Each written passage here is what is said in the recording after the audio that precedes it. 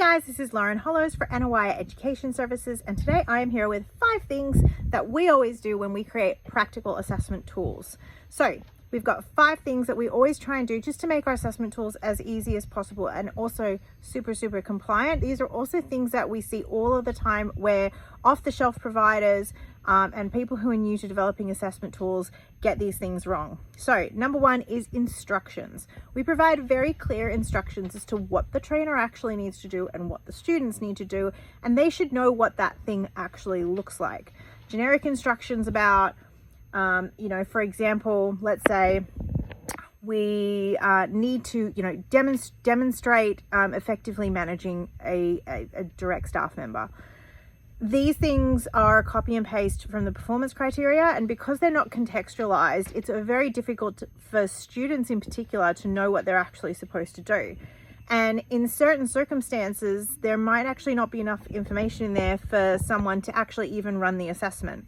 So if I gave that as an example for a diploma of leadership and management in a classroom-based cohort with international students, and I just said, demonstrate effective management, well, they've got actually no one to manage. So if I'm developing those assessment tools and I'm developing them for an international cohort, I actually have to provide instructions to my trainer as to how they're actually going to set up a scenario that's going to allow for that to even occur.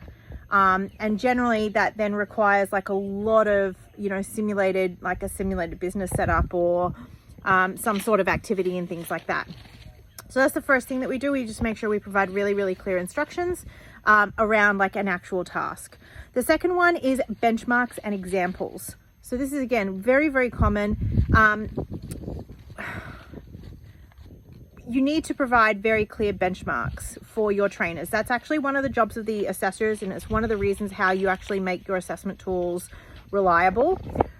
So again, going back to a business leadership and management example, if we're saying to someone, we want to see effective communication.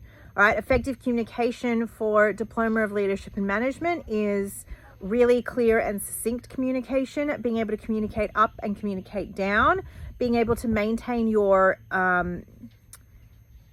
your emotional composure, even when you're having difficult conversations, not giving in to being overly emotive or emotional or getting upset and angry, things like that.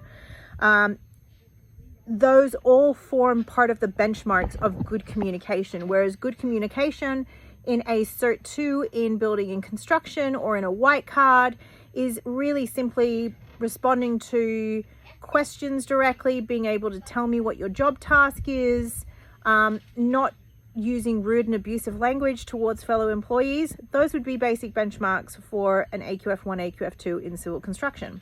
So make sure you're providing benchmarks. It also means providing examples. So for example, if I'm asking you to build an operational plan or implement an operational plan, there needs to be an example of what a good, operational plan actually looks like. A lot of the time, the checklists are very tick and flick of what's already in the training package. They don't actually explain the level and the depth to which they need to go to.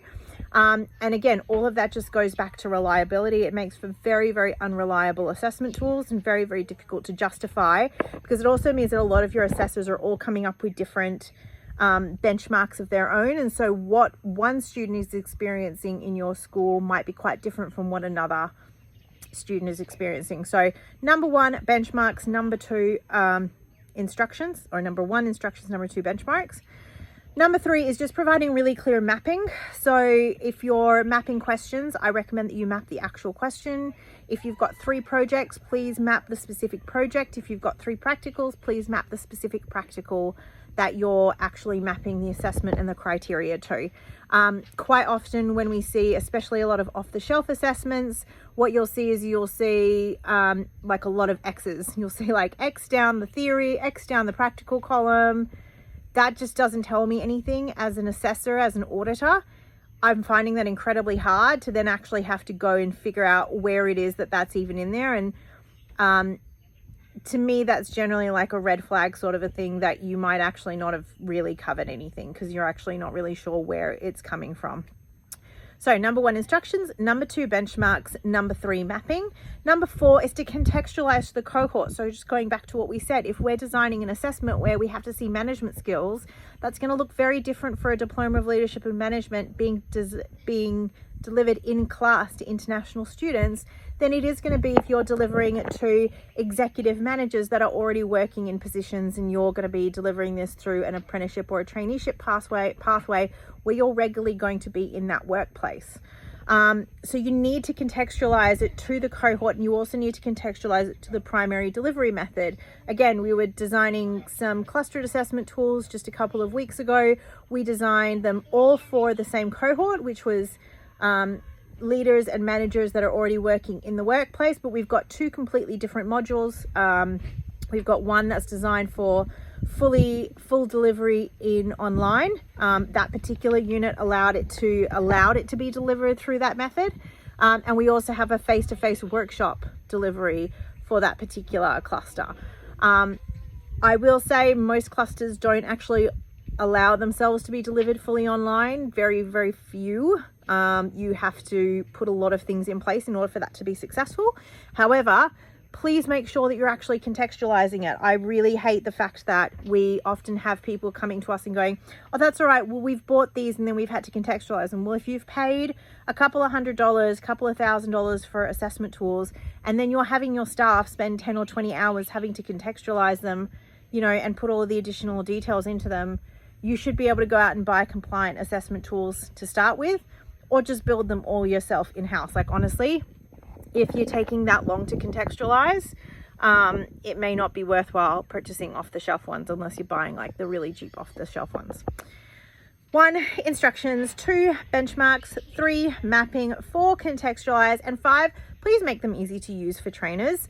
You can have the most compliant assessment tools in the world. I've seen very, very compliant assessment tools which are completely unusable for the cohort and the delivery method. So, you know, for example, I've seen assessment tools where they're designed to be delivered with a class of 20 students for a practical assessment, and each assessment for every student requires, you know, like 100 tick boxes and 30 comments to be made by the assessor in order for the assessment to be properly completed.